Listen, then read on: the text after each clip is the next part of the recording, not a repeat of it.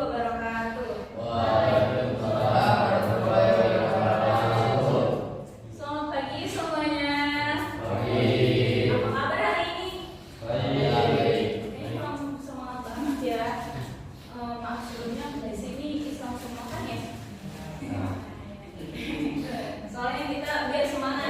Kalau saya bilang, saya bertanya selamat pagi, kalian jawabnya dan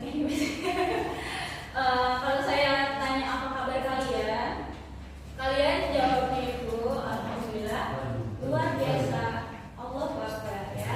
Biar kita semangat ya. Walaupun di hari weekend ini kita nggak boleh lesu-lesu ya, kita harus bersemangat. Oke, saya ulangi ya. Apa kabar semuanya hari ini? Alhamdulillah, luar biasa, Allahu Akbar. Nah, kayak gitu, itu baru semangat banget ya. Oke, yang saya hormati keluarga Perumahan Geraha Cikarang dan teman-teman yang saya banggakan dan yang saya cintai semuanya. Pertama-tama marilah kita panjatkan puji dan syukur kepada Allah Subhanahu wa taala karena atas berkat dan rahmatnya dapat berkumpul pada hari ini. Baik, sebelumnya perkenalkan nama kakak Dewi Nazwa Ashifa. Kalian bisa panggil saya Kak Dewi. Dan kakak-kakak cantik-cantik di samping saya ada Kak Andini Aminarti dan Kak Siti Fauzia yang akan menemani kalian pada hari ini. Sebelum itu saya mau bertanya, kalian pernah nggak sih ngerasa kalian nih lagi seneng banget, terus 5 menit kemudian kalian itu ngerasa tiba-tiba marah atau ngerasa sedih? Pernah nggak kayak gitu? Nah kan, karena ujian seseorang itu kan berubah-ubah ya teman-teman semuanya. Nah hari ini kita akan membahas bareng tentang itu semua. Itu yang berjudul Inside Out atau berdamai dengan emosi sendiri. Sebelum itu, kalian tahu nggak sih film animasi Inside Out? Yang kayak gimana? Yang salah, senang, sedih. Siapa yang pernah nonton filmnya? Coba Angkat tangan. Siapa yang pernah nonton filmnya? Nanti mulai hari ya. Iya, lupa kayaknya ya. Nah iya, jadi di dalam itu semua, di dalamnya itu ada rasa marah, ada sedih, senang, atau bahkan rasa takut ya. Nah kita juga kadang seperti itu ya teman-teman semuanya. Jadi di dalam diri kita ini ada banyak sekali karakter emosi. Kadang itu mereka ribut dan kadang juga mereka itu kerjasama teman-teman semuanya. Jadi tujuan kita pada hari ini itu bukan untuk menghilangkan emosi marah atau sedih saja teman-teman, tapi itu kita di sini untuk belajar berdamai dengan semuanya. Karena jujur ya, emosi itu kayak notifikasi HP. Kita itu bisa matiin, tapi kita juga bisa baca dan terus kita bisa pilih nih kita mau ngapain gitu ya. Kita pernah kan lihat notifikasi HP, padahal udah kita matiin loh gitu HP-nya. Nah itu sama kayak emosi kita, sering gitu. Jadi kalian itu siap nggak nih untuk kenalan lebih dekat lagi sama emosi kita sendiri? Siap nggak? Nah, kalau siap, semangat. Selanjutnya, pemaparan materi selanjutnya itu akan disampaikan oleh Kak Andini Aminarti. Kepadanya saya persilakan.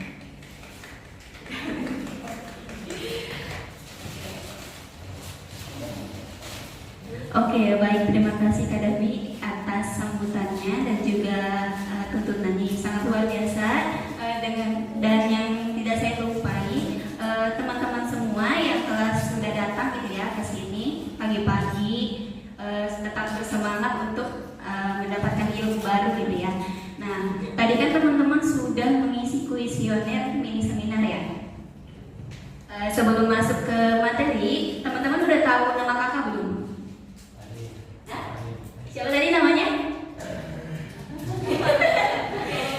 Iya, siapa tadi namanya? Mungkin beberapa doang ya yang masih belum tahu. masih tahu nama kakak. Sebelumnya perkenalkan, nama kakak Andina Minarti. Di sini kakak akan memaparkan materi mengenai pengenalan emosi untuk diri sendiri. Tadi kan teman-teman sudah mengisi kuesioner ya sebelumnya. Nah, setelah kakak baca, mayoritas untuk angket yang pertama di mana aku tahu dan sadar kapan aku merasa marah, sedih dan kecewa, itu teman-teman masih mayoritas mengisi kadang-kadang. Itu sudah kelihatan ya bahwa kita belum terlalu kenal sama diri kita sendiri. Kita masih belum terlalu kenal akan emosi-emosi yang ada di dalam diri kita sendiri ketika kita marah, sedih, dan lain-lain. Terus yang kedua ada angket, kadang aku merasa kesal atau sedih tanpa tahu penyebabnya. Nah, mayoritas teman-teman juga menjawab kadang-kadang ya. Teman-teman merasa marah, merasa kecewa, merasa sedih itu tidak tahu sebabnya apa. Jadi tiba-tiba ya udah gitu bad mood kan gitu. Terus yang ketiga, aku bisa membedakan rasa gugup atau takut dengan rasa marah. Nah, teman-teman di sini juga kebanyakan mengisi kadang-kadang ya.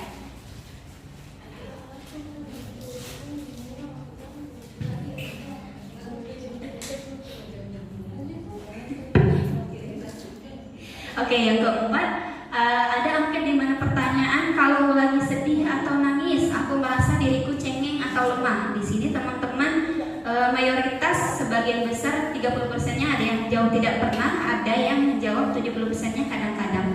Nah, seakan-akan ketika kita lagi sedih atau nangis tuh kita tidak boleh merasa lemah gitu. Nah, itu juga nanti bakalan kita bahas ya di materi. Lalu yang kelima, aku merasa semua orang harus selalu terlihat bahagia setiap saat. Di sini teman-teman mayoritas hampir 100% itu menjawab kadang-kadang. Lalu di angket yang nomor 6,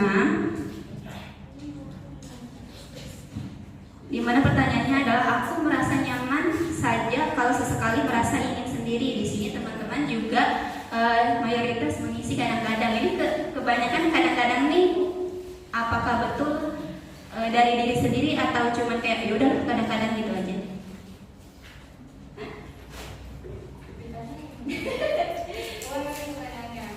Nah, di sini kan mayoritas teman-teman menjawabnya kadang-kadang. Kenapa menjawab kadang-kadang gitu? Apakah memang itu cocok dengan apa ya? Dengan pengenalan teman-teman terhadap diri sendiri atau memang ya udah asal sebut aja gitu?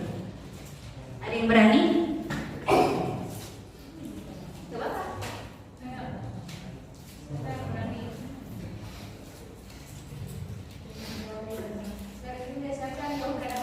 Ya, siapa yang menjawab kadang-kadang di poin nomor 6? Aku merasa nyaman-nyaman saja kalau sesekali merasa ingin sendiri. Coba, siapa aja yang menjawab kadang-kadang? Kebanyakan ya. Oke, nggak apa-apa. Kita next di angket nomor 7. Kalau lagi marah, aku cenderung meluapkannya dengan membanting barang atau berteriak atau berkata kasar. Di sini 40%-nya teman-teman menjawab tidak pernah dan 60%-nya menjawab kadang-kadang. Jadi ketika kita marah itu juga harus dikontrol. Kita tidak boleh kayak banting-banting barang, terus kayak misalkan kucing di depan kita banting, itu nggak boleh ya.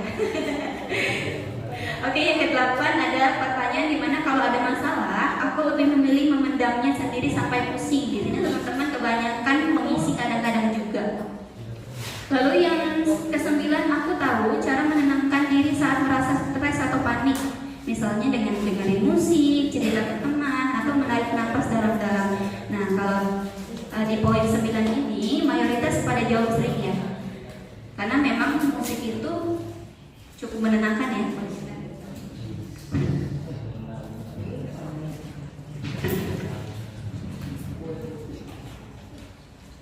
Oke, tadi kita udah mencoba untuk mengenal diri kita sendiri ya. Sekarang kita coba untuk masuk ke materi. Teman-teman di sini tahu macam-macam emosi nggak yang ada dalam diri kita? Ada apa? Coba sebutin. Ada apa? Nggak apa-apa. Ya, marah. Lalu apa lagi? Ya, sedih. Lalu ada apa lagi? Ya, takut, kecewa. Lalu apa lagi? Ya, senang dan bahagia. Itu adalah macam-macam emosi yang kita rasakan dalam diri kita. Bayangkan satu tubuh ini itu di dalamnya punya banyak karakter yang bakalan keluar sewaktu-waktu. Makanya kenapa kita harus Jangan sampai kita yang dikontrol sama emosi kita, tapi kita yang harus mengontrol emosi kita sendiri. Gitu ya. Nah, di sini kita bakalan membahas tentang berdamai dengan emosi sendiri. Next Kak. Oke, di sini ada pertanyaan. Mengapa sih kesehatan mental itu penting banget bagi kita? Kesehatan mental itu mempengaruhi suasana hati, hubungan dengan teman dan keluarga, prestasi di sekolah, dan masih banyak lagi. Di sini ada beberapa hal mengapa kesehatan mental itu penting untuk kita. Yang pertama ada aspek perkembangan otak, di mana ketika remaja itu kita semua sudah mulai bisa menyadari mana hal yang benar, mana hal yang salah. Coba kalau misalkan teman-teman mayoritas umur berapa? Rata-rata umur berapa nih? Hah? Berapa? 13?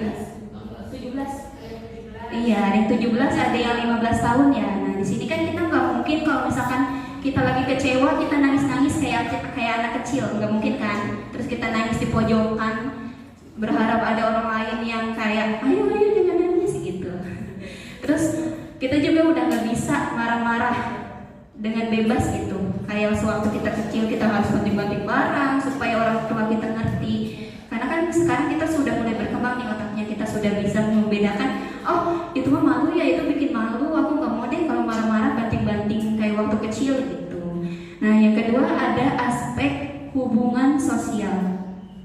Mengapa hubungan sosial ini termasuk kepada komponen kesehatan mental? Karena ketika mental kita sedang tidak baik, cara kita berkomunikasi dengan teman bahkan dengan orang tua itu tidak bisa berjalan dengan baik. Kita malah cenderung bisa ngegas, kita bisa cenderung lebih cuek. Itu kan bisa membuat kesalahpahaman sendiri ya kepada orang lain gitu.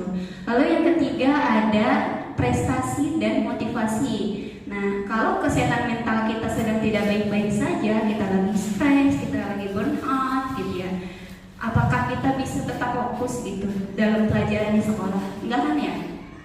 Kita tidak akan pernah bisa fokus kalau kesehatan mental kita sedang tidak baik-baik saja. Nah, hal ini juga nanti mempengaruhi rasa motivasi teman-teman dalam belajar dan juga mempengaruhi nilai teman-teman di sekolah.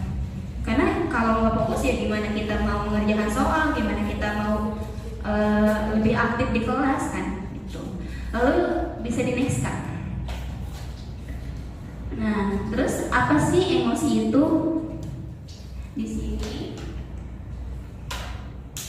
nanti di skip ya. Kecil-kecil rasanya. Nah, sekarang kita harus mengetahui dulu nih, bagaimana sih definisi dari emosi itu? Emosi itu adalah sinyal internal yang memberitahu kita tentang kebutuhan dan prioritas. Mereka singkat namun kuat. Misalnya marah memberitahu kita ada batasan diri kita yang dilanggar orang lain. Misalkan kita lagi berteman nih di satu grup gitu, terus kita tiba-tiba dijauhi. Nah itu kan mereka melanggar boundaries atau batasan diri kita, yaitu kok mereka ngecewain aku sih gitu, kok mereka nggak ada aku sih. Nah kenapa bisa ada marah? Karena ada batasan-batasan yang dilanggar oleh orang lain gitu. Lalu di sini ada aspek-aspek ya. Iya. Di sini ada komponen-komponen emosi. Yang pertama perasaan. Sekarang kakak mau tanya sama teman-teman, kalau misalkan kita melihat satu kejadian nih, misalkan kita melihat ibu-ibu yang sedang mengemis di jalan, coba perasaan teman-teman bakalan sama nggak sama temennya? Misalkan kita lagi berdua nih, teman-teman sama temennya lagi satu lagi, mungkin teman-teman bisa kayak, oh si ibu itu kok kasihan banget ya, yuk kita tolongin yuk gitu. Nah mungkin aja di sebelah di teman kalian itu perasaannya cuma kayak ya udah sih emang dia pengemis gitu. Nah itu juga ada tipikal orang yang seperti itu. Makanya kita tidak bisa memaksakan orang lain untuk mengerti satu hal, karena dari sudut pandang bahkan dari perasaan kita saja sudah berbeda gitu.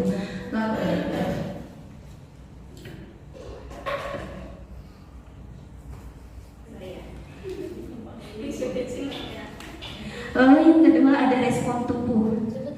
Respon tubuh ini sebanding dengan Coba kalau misalkan teman-teman hari Senin nih misalkan ada tugas public speaking, coba pasti mulusnya udah dari sekarang kan, itu respon tubuh. Pasti deg-degannya udah dari sekarang kan, itu juga respon tubuh. Napasnya udah juga mulai cepat. Nah, padahal kan public speakingnya juga besok ya, apalagi besoknya gitu. Nah itu mengapa perasaan itu selalu sebanding dengan respon tubuh, karena apa yang kita pikirkan itu akan menjadi apa yang kita rasakan juga secara biologis gitu. Lalu yang ketiga ada ekspresi wajah. Kalau ekspresi wajah ini kita tahu ya bahwa ini adalah proses emosi yang bisa kita tunjukkan. Misalkan kalau kita lagi nggak suka nih sama perilaku seseorang, kita kan bisa langsung kayak mengernyitkan dahi. Nah, makanya orang lain bisa tahu, oh kayaknya si ini marah deh sama aku gitu. Makanya ekspresi wajah ini bisa kita tunjukkan dan juga bisa dimengerti oleh orang lain. Bahkan kadang kita tidak mau menunjukkan pun itu bisa dibaca sama orang lain gitu. Lalu ada kenapa emosi itu bisa muncul. Yang pertama, reaksi terhadap situasi. Contohnya seperti tadi kasus di misalkan tes lisan public speaking. Ketika kita sudah tahu nih, ya Allah besok public speaking gimana dong gitu. Nah, itu makanya emosi cemas itu kan ada karena kita diposisikan ada di suatu situasi gitu, situasi tertentu, yaitu misalnya tes lisan public speaking gitu. Lalu yang kedua ada kenangan atau pemikiran. Emosi itu bisa muncul juga dari kenangan. Misalkan aku nggak mau terlalu dekat sama dia karena dulu aku pernah deket juga sama temen lain, terus aku dikecewain. Nah itu kan anxiety sendiri ya. Itu emosi itu hadir bukan karena kita pengalaman baru aja, tapi bekal-bekal emosi di masa lalu tuh bisa mempengaruhi juga gitu. Lalu yang ketiga ada interaksi sosial. Nah, kalau interaksi sosial ini memang pada dasarnya manusia kan makhluk sosial ya, pasti akan selalu ada interaksi baik di rumah, di sekolah maupun di tempat main atau di tempat berbagi ilmu seperti ini. Itu pasti selalu ada interaksi antara satu orang dengan orang yang lain. Makanya kadang kalau kita misalkan ngomong sama si A nih, kok aku bawanya setelah ngomong sama si A ini kayak happy banget ya, tapi kenapa setelah ngomong sama si B ini kok aku kayak malah kesel. Nah itu berarti ada sesuatu hal yang terjadi emosinya ketika interaksi sosial tersebut gitu. Lalu bisa di next kan? Nah di sini sekarang kita mau mencoba mengidentifikasi emosi lebih dalam ya. Di sini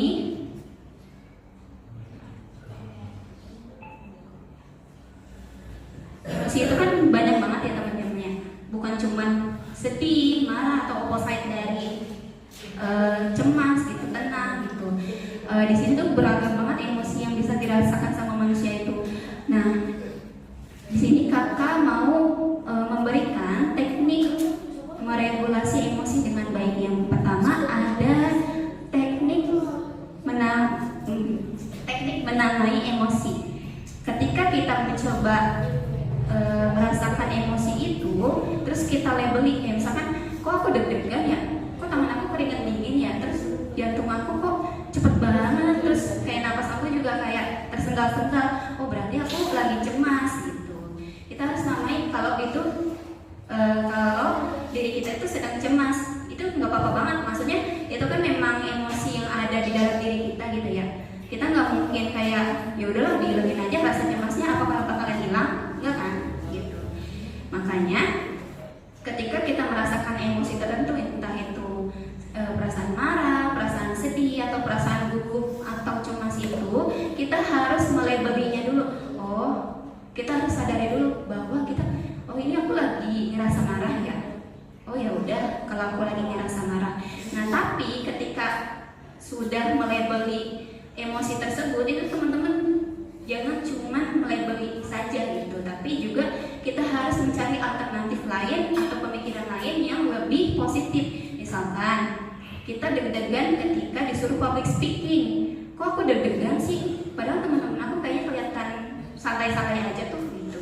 Padahal teman-teman aku kayak ketawa ketindi aja, kok aku diem aja ya, deg-degan banget apa ini wajar gitu. Sebenarnya ketika kita diposisikan kepada tantangan tertentu itu kita pasti bakalan merasa merasa asing gitu dengan perasaan tersebut. Makanya kita harus cari alternatif lain. Oh, berarti aku gugup tuh berarti karena aku mau menampilkan yang terbaik. Berarti aku gugup tuh karena aku nggak mau melakukan kesalahan. Nah, setelah menyadari hal tersebut, teman-teman bisa meregulasinya lagi dengan persiapan. Sebelum presentasi misalkan, sebelum tes lisannya, teman-teman bisa mempersiapkan diri, misalkan praktek di depan kaca, misalkan mempersiapkan materinya dengan lengkap. Makanya ketika ada pertanyaan atau tantangan dari guru misalkan gitu, itu kita sudah siap gitu. Kita harus pintar-pintar dalam meregulasinya. Nah, di sini kakak mau mengajak teman-teman buat praktek sedikit ya. Coba teman-teman berpasangan, masing-masing 2. Kayak satu grup itu masing-masing 2 orang. Oh, ada yang sendiri. Boleh bertiga. Boleh berkelompok dulu. Kakak kasih waktu 3 menit. Teman-teman boleh cerita apapun, baik itu hal lucu, baik itu hal sedih, hal bahagia gitu. Nah, di sini teman-teman tidak dipaksa untuk memberi saran kepada teman kalian. Misalkan, aku kok tadi ini ya dimarahin mamaku gitu. Nah, itu bukan berarti kakak harus meminta kalian untuk menyalahkan. Kakak di sini melatih kalian untuk praktek itu agar kalian merasa empati dulu. Itu yang paling penting ketika kita berinteraksi sosial. Ya, coba duduk masing-masing kelompoknya. Berpasangan. Sudah? Nah, sekarang buat satu topik tertentu dengan misalkan kayak membahas apa gitu, tapi dengan sudut pandang yang berbeda-beda ya. Coba. Iya, curhat aja ke Bapak. Bikin satu orang curhat ceritanya. Ada yang curhat. Nah, kalian ini curhat sebagai juri. Nah, kalian dengerin. Nih, jadi ada satu orang yang curhat nih.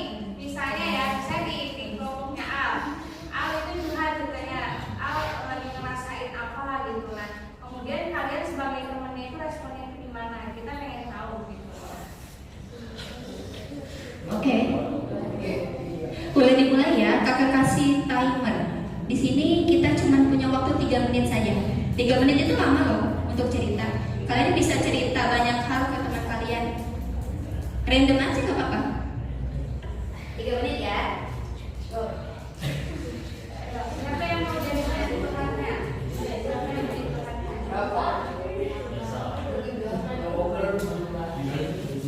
Nih, kakak coba pencet timer 3 menit ya. 3 menit itu harus saling mendengarkan, harus saling mengungkapkan isi hati kalian.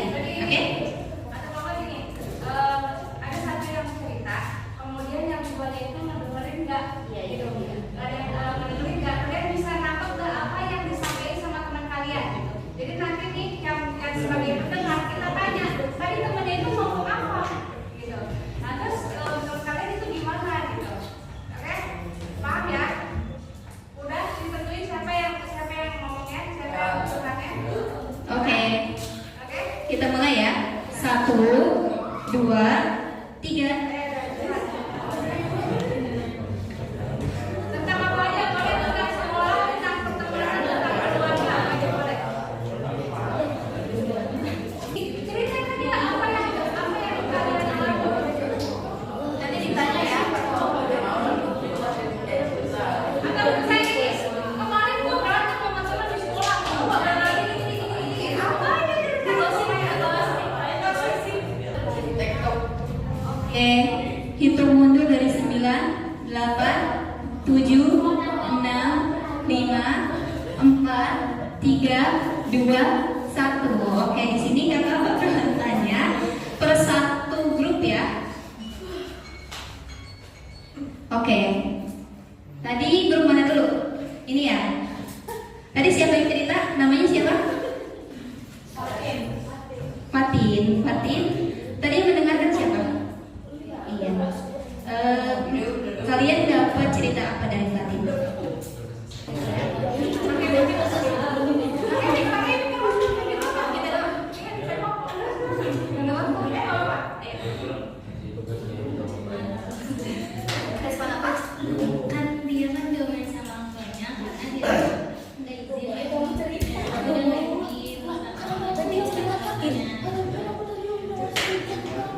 menurut kakak itu wajar nggak?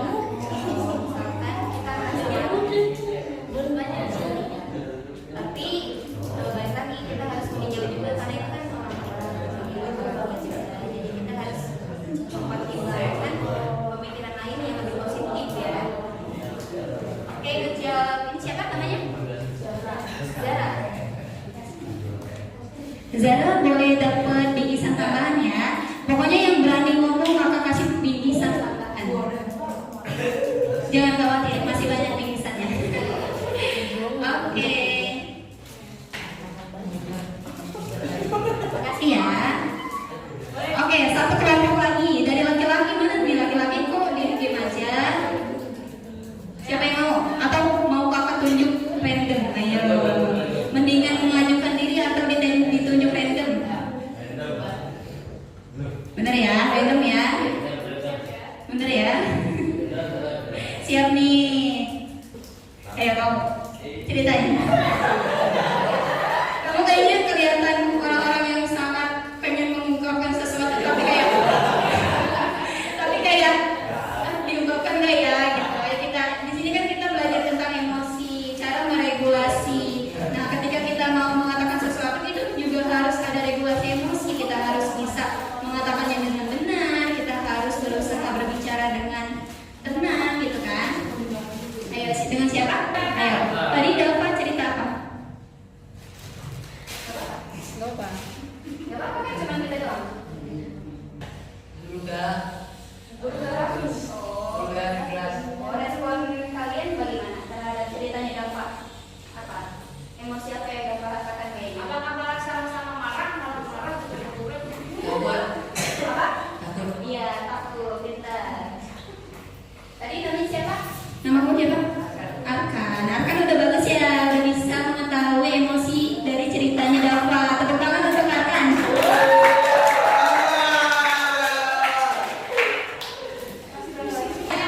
Oke, tadi siapa yang cerita di kelompok ini? Kamu yang cerita. Berarti ini yang mendengarkan. Coba kita pilih salah satu siapa ya? Ayo, nama kamu Adam. Ayo nggak apa-apa. Tadi si siapa? Namanya cerita. Juna tadi cerita tentang apa? Hal random tentang apa? Tadi Juna cerita tentang klubnya yang seperti saya kalah. Emosi apa yang Juna rasakan saat itu? Marah, bercampur sedih, bermain. Oh, marah campur sedih. Iya. Ya. Oke, bagus. Siapa namanya tadi? Rafa sudah bagus. Boleh dikasih hadiahnya kakak?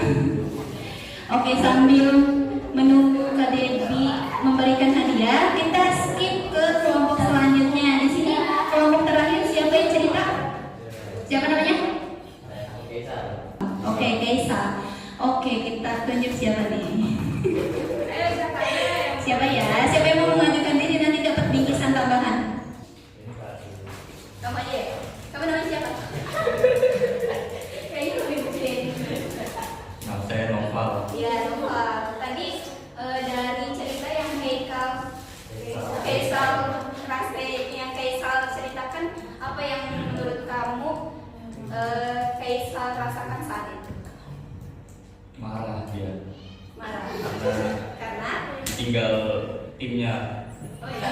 Lagi main game, tinggal timnya. Oh tadi Kaisal marah karena ditinggal timnya ketika main game. Oh iya, berarti Novel tadi sudah bisa ya menebak dan membedakan emosi apa yang Kaisal rasakan ketika dia di situasi tersebut. boleh lagi aja masuk kelompoknya. Oke, latihan pendengar aktif sudah sangat berjalan dengan baik ya, karena